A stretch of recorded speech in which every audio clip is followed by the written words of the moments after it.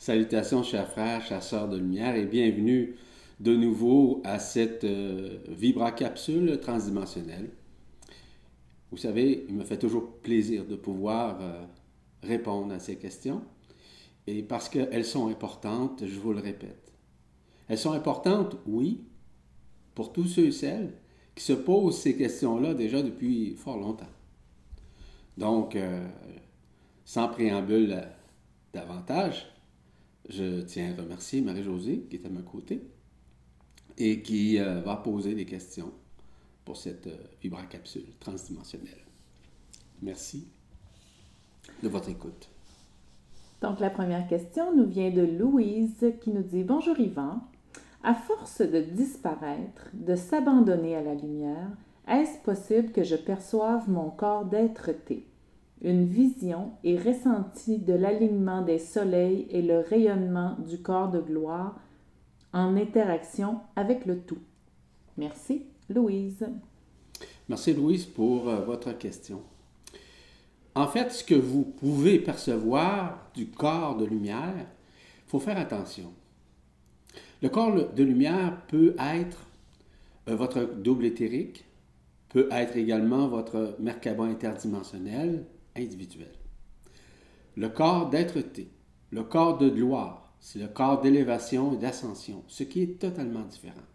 Donc, simplement pour distinguer les deux. Il y a de fortes possibilités que vous disiez juste en mentionnant que vous percevez votre corps, vous dites votre corps de lumière, c'est votre corps de lumière, c'est votre double que vous pouvez percevoir. Le double, c'est une énergie double, c'est en fait une copie conforme de votre corps, mais sauf à un âge plus jeune. Hein? Ça peut être par exemple dans la trentaine, où vous pouvez voir ce corps dit de lumière, ou corps éthérique, ou double éthérique, c'est la même chose, afin de comprendre davantage que vous êtes à intégrer ce corps de lumière qui va s'intégrer également avec votre corps d'être-té. Parce que le corps d'être-té n'est pas ce que vous pensez. Ce n'est pas un corps de lumière comme on le voit.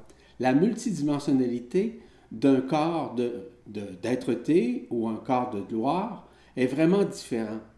Parce que lorsqu'on voit un corps de gloire ou un corps d'être-té, ce qu'on voit, c'est surtout la multidimensionnalité. Une espèce d'élément qui est holographique, qui est aussi géométrique et qu'on perçoit. Donc, ce corps, c'est un corps de lumière où on peut voir, dépendant toujours des personnes, si vous voulez, l'élévation des couronnes radiantes, qu'on voit l'élévation vibratoire aussi des chakras supérieurs, des corps subtils supérieurs, qui sont incrémentés dans le corps de lumière et qui se ferment et qui se renferment pour ne faire qu'un. Donc, c'est très relatif de voir, par exemple, un corps de lumière, parce qu'on peut voir, par exemple, un corps de lumière avec le double éthérique, ça c'est correct, mais on peut voir surtout le corps d'être-té dans un corps de silice. Un corps de silice, c'est extrêmement brillant. C'est un peu comme un vaisseau de lumière, si vous voulez, diamanté. C'est basé sur le même principe. Peut-être qu'un de ces jours, je vais élaborer davantage à ce sujet afin de comprendre, on pourrait dire, la façon dont le corps d'être-té est manifesté, de quelle façon aussi on peut le voir, le percevoir. Donc, je vous remercie beaucoup pour votre question. La prochaine question vient d'Arlette qui dit « Bonjour Marie-Josée, bonjour Yvan. J'ai fait un rêve qui, après plusieurs semaines, m'éprouve encore. Devant moi apparaît une petite fille blondinette habillée en noir. Elle me regarde avec tristesse, me tend les bras comme demandant une protection. Je la prends dans les bras avec amour. J'ai pensé que cette fillette, c'était moi, car à l'âge de 6 ans, j'ai vécu la mort de mon frère qui lui avait 10 ans. J'ai fait le travail de deuil plus tard en analyse. Pourquoi alors un tel rêve maintenant? Merci de bien vouloir m'apporter un éclairage. Je vous rends grâce. Arlette. Merci Arlette pour votre question. Effectivement, c'est vous dans un passé, en quelque sorte. Toutes les émotions que vous avez cumulées lors de cet événement, il y a une partie chez vous qui a été transcendée, c'est vrai. mais cette partie qui a été transcendée a été nécessairement encore occultée. Je vous ai parlé depuis plusieurs mois, même plusieurs années, des réminiscences que les gens étaient pour faire, notamment des face-à-face avec eux-mêmes, avec l'ancien, avec leur vie passée, etc., avec ce qu'ils vivent actuellement. Donc, c'est une réminiscence qui revient, c'est une projection même qui vient simplement se superposer dans votre conscience. Cependant, du fait que cette réminiscence se pointe et que vous en soyez consciente et de plus, vous l'avez embrassée dans vos bras, bien nécessairement, vous l'avez fait transcender. Vous l'avez aimé d'une façon inconditionnelle et d'une façon à ne plus avoir cette réminiscence qui pourrait se pointer. Donc, on peut parler notamment d'une guérison accomplie, d'une transcendance multidimensionnelle dont les effets maintenant ne peuvent plus omnibuler votre conscience. Merci Arlette.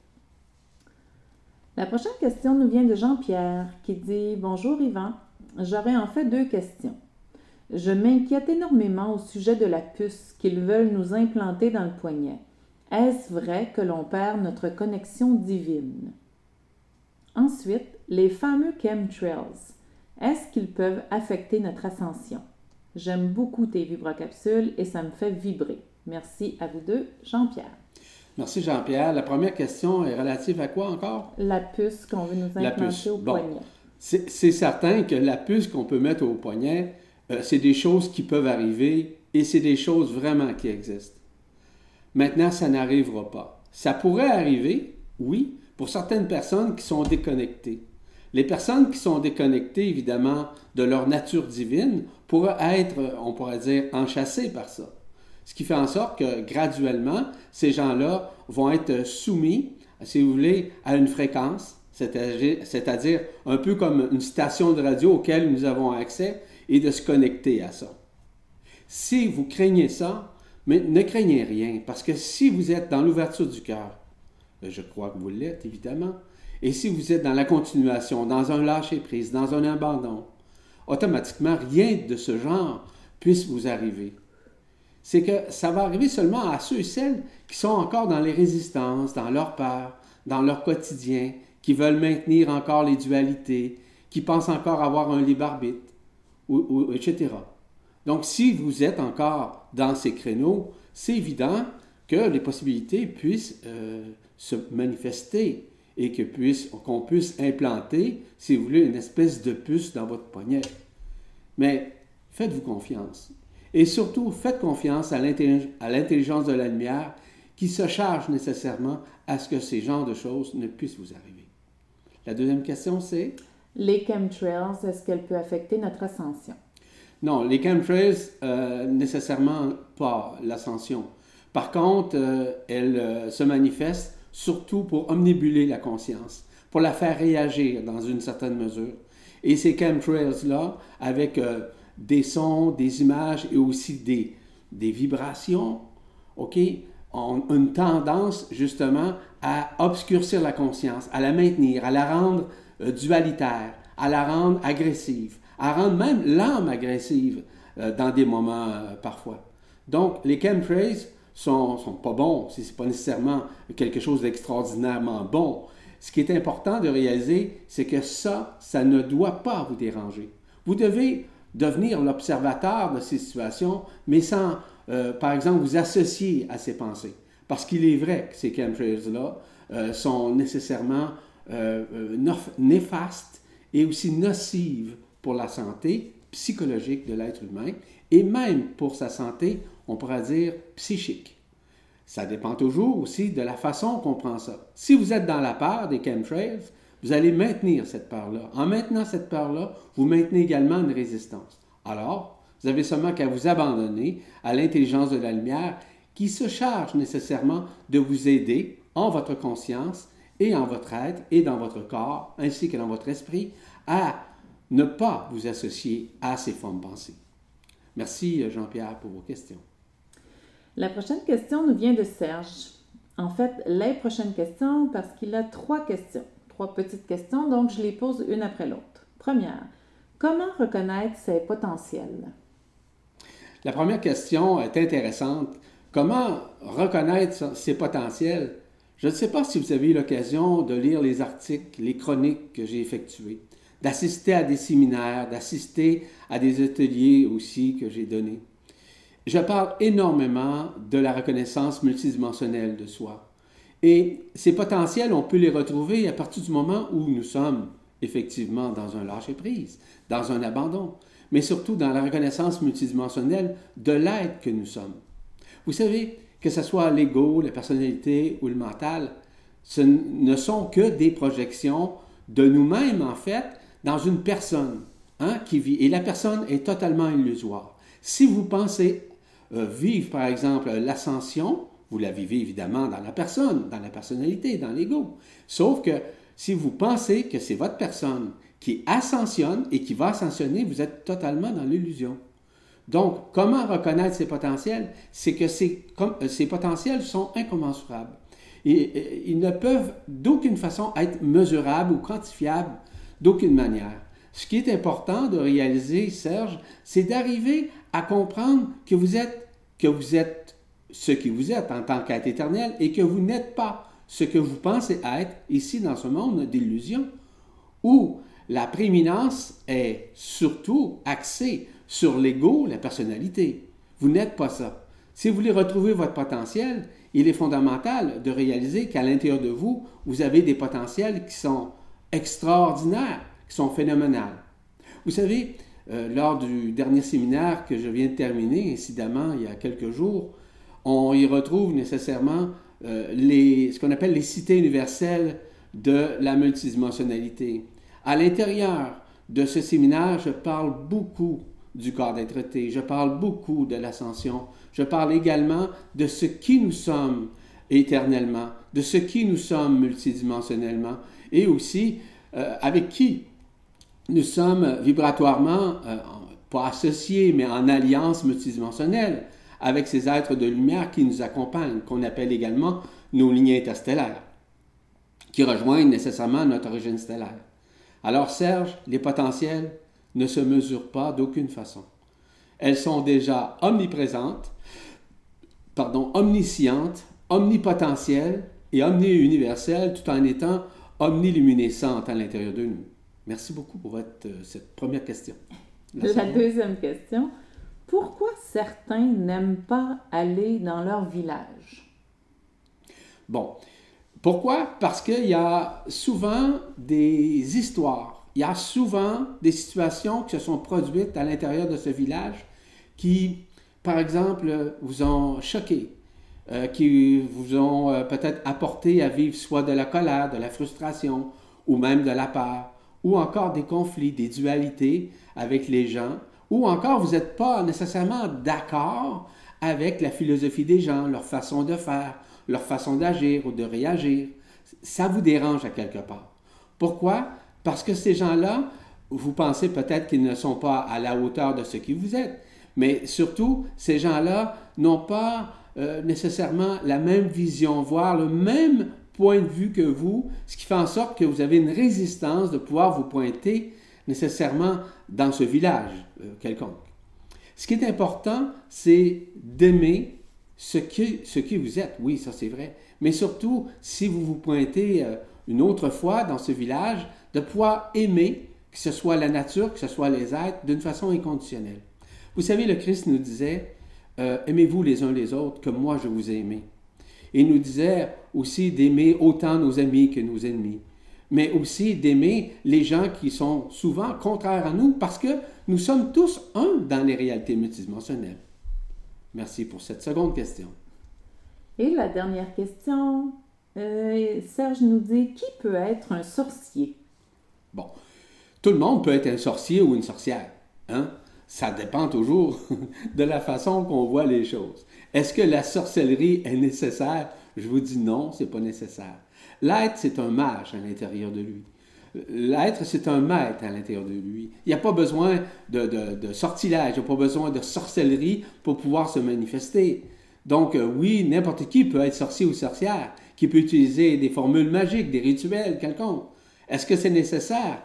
Par exemple, dans le processus multidimensionnel de transcendance et de réunification, c'est certainement pas ça. Ce qui est important, c'est de réaliser que vous êtes un mage. Vous êtes à l'intérieur de vous un alchimiste de la lumière. Et l'alchimisation qui se fait à l'intérieur de vous est grâce certainement à l'amour de la lumière, à l'intelligence de la lumière qui vous adombre. Qui vous adombre dans le sens qui vient habiter vos cellules, qui vient dégager vos cellules de ces mémoires ancestrales, de ces mémoires occultes auxquelles vous avez eu accès dans d'autres vies. En d'autres termes, c'est certain que dans une autre vie, vous avez déjà vécu ces éléments, ou si vous voulez, cette façon d'être qui est un sorcier ou une sorcière. Merci beaucoup, Serge, pour vos questions. Et la dernière question pour cette vibracapsule nous vient de Jean-Louis qui dit « Je suis avec passion les enseignements du grand changement, les vidéos de ces channelings magnifiques et dernièrement l'activation des brins d'ADN. Qu'en pensez-vous? Pensez-vous que ce soit utile? Merci infiniment pour ce que vous faites. Cordialement, Jean-Louis. » Jean-Louis, tout est utile à partir du moment où vous vibrez les situations. Vous vibrez, par exemple, les lectures. Vous vibrez les vidéos. Vous vibrez les personnes avec lesquelles vous rentrez en contact ou encore vous regardez. Ce qui est important, c'est que est-ce que ça vibre dans votre cœur? Est-ce que vous ressentez la vibration? Est-ce que l'élévation de votre conscience se fait simultanément au moment? Parce que je vais vous dire une chose très honnêtement. Il y a des gens qui disent n'importe quoi et qui diffusent n'importe quoi, qui se basent encore une fois sur d'anciennes formes, sur d'anciens concepts, sur d'anciens rituels pour se manifester ou essayer de prouver qu'ils sont des êtres spirituels.